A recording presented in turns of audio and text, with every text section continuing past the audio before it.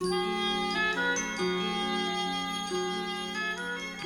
severe state-supported Christian persecutions that began with Nero continued sporadically for over 2 centuries, culminating in the Great Persecution of Diocletian at the end of the 3rd and beginning of the 4th centuries A.D. The Great Persecution lasted until Constantine came to power and legalized Christianity. As Constantine rose to power, the Roman Empire was split between East and West, with various individuals claiming the top position. In 312, before the battle at Milvian Bridge that confirmed him as sole emperor of Western Rome, Constantine is reported to have seen a flaming cross inscribed, "In this conquer." Subsequently, he converted to Christianity and gave civil rights and toleration to Christians throughout the empire. Other, less miraculous accounts of Constantine's conversion point out that he inherited his father's tolerance and protection of the Christians during even the cruelest periods of the persecution. In this view, his support for Christianity was a political necessity, calculated to address a serious lack of national and religious unity. Whatever the motivation, when Constantine became sole ruler of the entire Roman Empire in 323, he united the realm and chose the Greek city of Byzantium as his capital, changing the name to Constantinople. In 324, Christianity became the state religion, although paganism and other religions were not persecuted. In 325, the Council of Nicaea was convened to standardize the tenets of Christianity. Although there are no readings for the individual who incarnated as Constantine, Casey did give readings for 10 individuals closely associated with that emperor, including 2 of his daughters. Uniformly, these readings depict an era of enormous change and turmoil as the great Roman Empire integrated church and state. A reading given in 1934 for a 55-year-old woman identified a past life as Eulda, a daughter of Constantine. Eulda lived during the period when there were reactions from the persecutions of the Christians. Eulda brought peace and harmony, comfort and ease to many during that time. Yet there was a sadness that she was not able to accomplish more for those who experienced the trials and turmoil of that time. In her present life, she carried over the ability to sympathetically write and speak of the experience of others under various circumstances. A reading for a 37-year-old secretary identified another daughter of Constantine, named Irene, who was also helpful as an influence for constructive change during Constantine's reign. Irene's contribution dealt with the correlation of penal, moral, and religious laws into a unified system of conduct. However, she felt frustrated and even rebellious at times toward others whose speech and actions were not consistent with the new tenets adopted by the state. Her attitude appears to have been rather rigid and demanding with regard to compliance with Constantine's declarations. In her present life, she had little patience for those who were boastful of themselves, preferring a more modest or conservative style of living, consistent and devoid of hypocrisy. A reading for a 46-year-old woman stated that she had lived in the household of those very close to the ruler Constantine. Her experience was similar to that of Irene in that she felt rebellious towards those around her who professed religious beliefs yet carried on in a selfish, aggrandizing manner. Eventually, she consecrated her life to a cloister, which later became known as the Sisters of Mercy. The soul development from that life carried over into her present life as a reverence for those of whatever faith who dedicate their lives in service for others. A reading for a 62-year-old woman also pointed to a past life in the household of Constantine during that period of immense change when there was a turning from worldly thought and a uniting of church and state. As Elizabeth, her position within that noble household allowed her to understand the intention of the ruler to improve the lives of the lower class and raise the consciousness of the citizenry through the social reforms that he had initiated.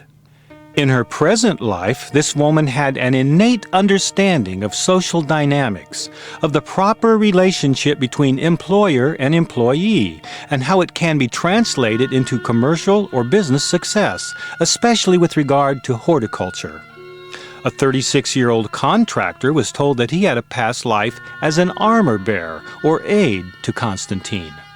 As Guelli, the entity came to question the motives of those around him as to religious or spiritual affiliations and their activities in same.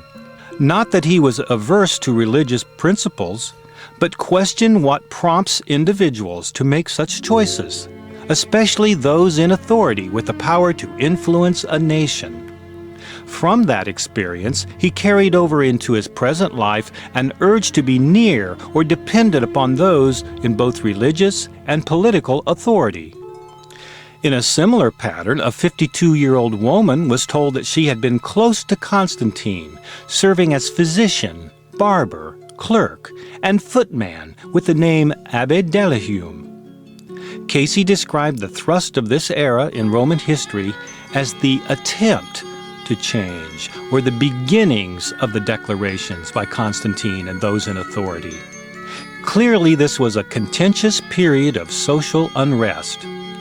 Initially, Abbe Delahum was in favor of Constantine's declarations of change, making Christianity the state religion and unifying church and state. Yet when the declarations were enacted, Abbe Delahum had second thoughts and attempted to withdraw his support for the changes, thus creating disruption in the household of Constantine.